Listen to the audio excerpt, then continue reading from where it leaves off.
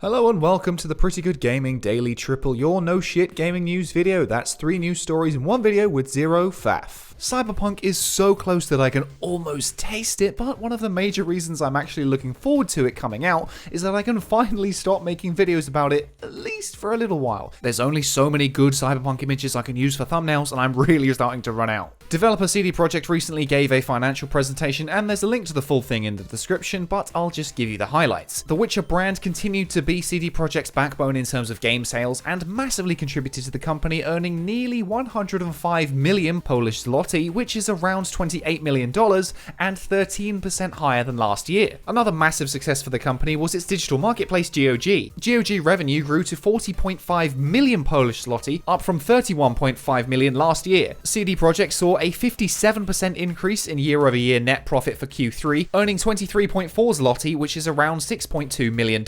But this money isn't all going straight into the shareholders' pockets, as a decent amount of it is being invested into new projects. Obviously, the shareholders will get a healthy chunk of it, but CD Projekt's expenditure into development projects between Q4 2019 and Q3 2020 was 219 million zloty, around $58.4 million, which is an 83% increase over last year. It's safe to assume that most of this funding will be going into Cyberpunk DLC and the multiplayer component, but also the next entry to the Witcher mythos, which will begin full production once Cyberpunk 2077 is on shelves. It's no secret that Cyberpunk is one of the most anticipated games of all time, and as such, the pre-order numbers are visibly higher than that of The Witcher 3. President and joint CEO Adam Kaczynski said, "We're really happy about the pre-order level right now, is visibly higher than anything we had shipped on The Witcher 3, and it keeps increasing at the expected pace comparing to The Witcher sales historically." CFO Piotr Nielubowicz, forgive my pronunciation, projected that the game will sell really well digitally, which makes sense seeing as the industry has been trending towards that for years, and it's only been enhanced by Foster's Fever. "We honestly speaking do not know, definitively farther than we had on The Witcher 3, and definitely more than 50% should come from the digital channel." He also pointed out that long-term sales tend to lean much more heavily towards digital as time goes on. On Witcher 3, its vast majority, and Witcher 2 and 1, let's say 99% of the revenues we generate are digital. So this is the only direction that can be expected in the near and longer term. Adam Kaczynski described the performance on the original PS4 and Xbox One models as surprisingly good. When asked about how the game compares on PS4 versus PS4 Pro and Xbox One versus Xbox One X, he said, "Of course a bit lower than on Pros, but surprisingly good, I would say, for such a huge world. So a bit lower, but very good." That's what you say when you expect something to be completely awful, which to me means that it's still pretty shit, just not 100% totally shit. Like when you bite into something disgusting and it doesn't outright make you want to vomit. You still don't like it, but at least your insides are still inside. This presentation also doubled down on the 10th of December release date several times, which is now less than 2 weeks away, so it doesn't look like we're getting any more delays, and for any other game I would say that is a guarantee, but with Cyberpunk you just can't tell anymore. Anytime I see that shade of yellow I get triggering flashbacks. And next up, Marvel's Avengers by Square Enix and Crystal Dynamics will go down as one of gaming's biggest failures in 2020. I would say disappointments, but I don't think that many people had high hopes for it. With middling reviews and poor sales, Square Enix's president has officially confirmed that the game failed to meet expectations. We saw recently, based on Square Enix's financial report, that the game actually resulted in a significant loss for the company, between $40 and $60 million.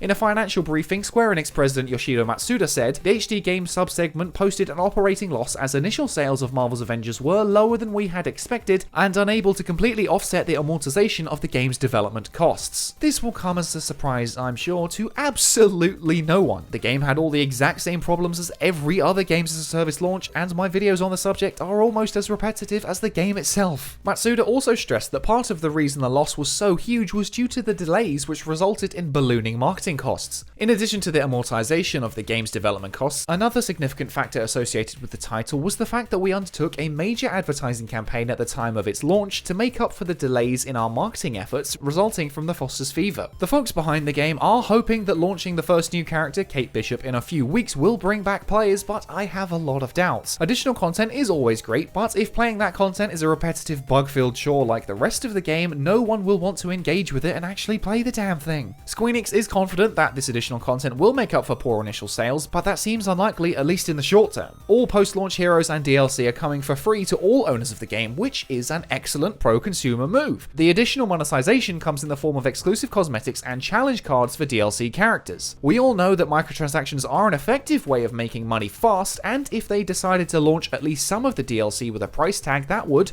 theoretically, help make up some of those losses. I honestly really would not be surprised at all if they did renege on the free DLC promise, because we've seen so many publishers go back on their word in a desperate attempt to claw something back. But the problem with that idea is that it would burn what few bridges the game still has left, as many owners are waiting to see what this post-launch content looks like, and they're not going to be willing to pay for it. It's a catch-22 really. Charge for the DLC and try and make a little bit more money but put off people who don't want to pay for it, or keep it free and earn much less on it and hope you make it up in the long run when the game is actually finished. Hawkeye is coming to the game early next year with his own story set in a dystopian future with an old, balding Hulk, which actually looks like it could be quite interesting. I definitely plan to hop back in and check out each new character as they come out, but the first one, Kate Bishop, is launching in very close proximity to Cyberpunk 2077, so I think most people are just going to be too busy in Night City. Kate Bishop is a relative unknown to mainstream audiences, and she's yet to appear in any of the MCU movies, which means that this all-important post-launch content will kick off like a faint fart in front of the in-laws. Square Enix gave me a review code back at launch, and at the time I said that there's a good, even a great game in there somewhere. I do still stand by that, and I would love to see it make a comeback, but as things are right now, I'm not holding my breath. The game will obviously pick up a few players over Christmas since it is the biggest IP on the planet, but it's still very much on life support, and I'm not confident an injection of Kate Bishop is enough to keep it alive. And finally, The Last of Us Part 2 is nominated for virtually every Game of the Year award under the sun from every outlet, and it's just cleaned up at the Golden Joysticks. Naughty Dog's controversial sequel took home the trophy in all of the following categories: Best Storytelling, Best Visual Design, Best Audio, PlayStation Game of the Year, and Ultimate Game of the Year. Naughty Dog also won for Best Studio, which personally I think is pretty hilarious considering all of those criticisms for crunch leading up to the game's release. Personally, I certainly don't agree that Last of Us 2 deserved all of those awards, but Visual Design and Best Audio, those are solid shouts. Other notable winners include Fall Guys for Best Multiplayer and Family Game, Ori and the Will of the Wisps for Xbox Game of the Year, Animal Crossing New Horizons for Nintendo Game of the Year, Hades for Best Indie Game and Critics' Choice, and God of War Ragnarok for Most Wanted Game. The fact that Ghost of Tsushima and Doom aren't even mentioned at all is a complete travesty. And that's it for today. If you enjoyed this no shit format, go ahead and give the video a like to give it a boost, hit subscribe and the bell if you want to stay up to date on all future installments, toss a coin to your YouTuber over at patreon.com/prettygoodgaming. That's all for today. I've been Henry Cooper. Bye for now.